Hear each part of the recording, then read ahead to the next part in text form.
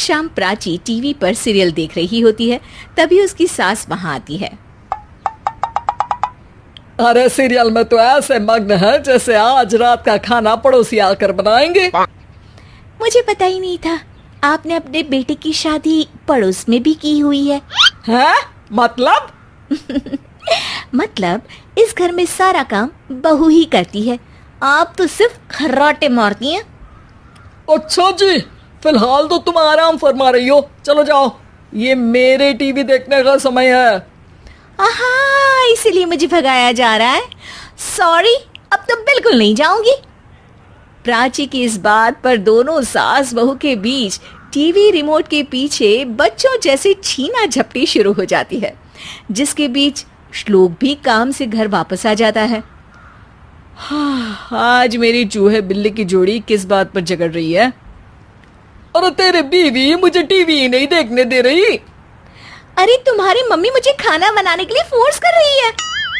अरे वाह, ऐसे बेतुके रीजन पर तो बच्चे भी झगड़ा नहीं करते। अरे मुझे कुछ मत बोल, सब इसने ही शुरू किया है। हाँ हाँ, जैसे आप तो बहुत दूध की धूली है ना। अरे बस दोनों चुप। प्राची जाओ, खाने की तैयारी करो, और माँ तुम छोड़ो, तुम्हें क्या बोलूं, शांति से अपना सीरियल देखो, मुझे दोबारा लड़ने की आवाज सुनाई नहीं देनी चाहिए। ऐसा बोलकर श्लोक वहां से चला जाता है, जिसके पीछे पीछे प्राची भी कुछ न कुछ बड़बड़ाते हुए रसोई में चली जाती है। हाँ हाँ, सासू जी को तो कुछ बोलेंगे ही नहीं, बस मुझ पर ही हुक्म चलता है, खाना बनाओ, जैसे मैं इनके घर में खाना बनाने के लिए आई हूँ। इसी तरह शाम बीतती है और रात को श्लोक और प्राची की सास खाना खाकर सोने चले जाते हैं, लेकिन प्राची गुस्से में कुछ खाए बिना काम में ही लगी रहती है। इस घर में किसी को घंटा फिक्र नहीं पड़ता, मैं खाऊं या भूखी रहूं। प्राची कुछ देर के लिए रसोई से बाहर जाती है और जैसे ही वापस आती है तो वहां दूध का भरा ग्लास देखकर हैरान रह जाती है। फिक्र पूरी है, बस दिखाना नहीं है। प्राची दूध पीकर सोने चली जाती है और अगली सुबह एक बार फिर सास बहू का कार्टून नेटवर्क स्टार्ट हो जाता है। ये तुमने ही किया है।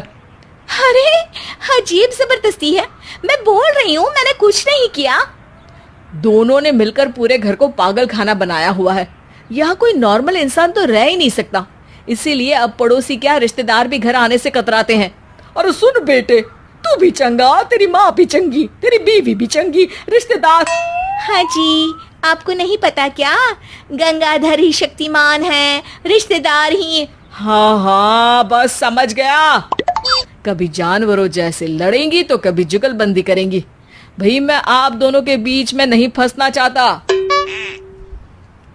सास बहू की इस मनमौजी जोड़ी से परेशान होकर श्लोक अपना सिर खुजलाता वहां से चला जाता है। चलो अब मैं भी कीर्तन में जा रही हूँ। इस पर जैसे ही सास कमरे में अपना पर्स लेने जाती है तो वहां नाश्ते की प्लेट रखी देख मुस्कुराने लगती है और नाश्ता करके घर से बाहर निकलते हुए कुछ पैसे टेबल पर रख जाती है, जिसके कुछ देर बाद सिलेंडर वाला घर आता है। ओ मुरी मैया, मैं सिलेंडर के बारे में तो बिल्कुल भूल ही गई थी।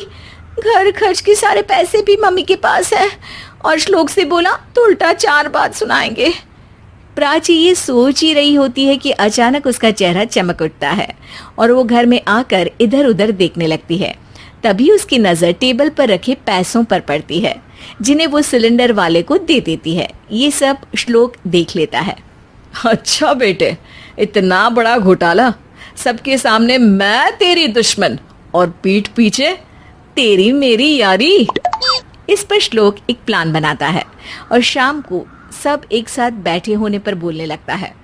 माँ, तुम दोनों की बहुत लड़ाई होती है, इसलिए मैं सोच रहा हूँ कि प्राची को उसके घर छोड़ाऊं, इससे वो भी खुश रहेगी और तुम भी। अचानक श्लोक की ये बात सुनकर सास बहू शौक से उसकी तरफ देखती हैं। अरे ऐसे कैसे घर छोड़ाओगे, मुझे कहीं नहीं जाना। अरे तुमने बोला नहीं पर मैंने सुन लिया, तुम्हें मम्मी के साथ रहना अच्छा नहीं लगता, मुझे पता है। अरे वो अरे, जब बहू खुद कुछ काम बोले तो वो तुझे सुनता नहीं, और अब जो इसने बोला ही नहीं वो तू समझ गया। जब उसे नहीं जाना तो फिर जबरदस्ती क्यों कर रहा है?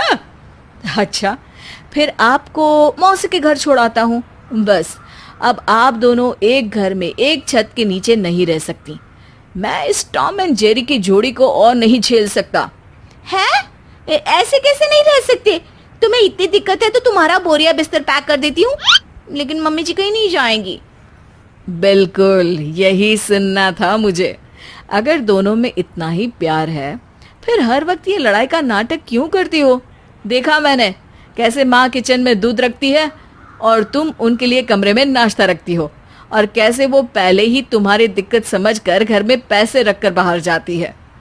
अरे भाई, इतना ड्रामा तो डेली सोप में भी नहीं होता जितना तुम दोनों ने इस घर में फैलाया हुआ है।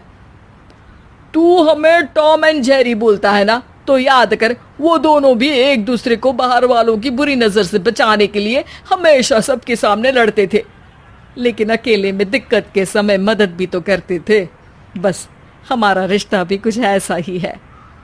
और वैसे भी अगर सास बहू में तू मैं नहीं होती तो दुनिया वालों को कहानियां कैसे मिलेंगी?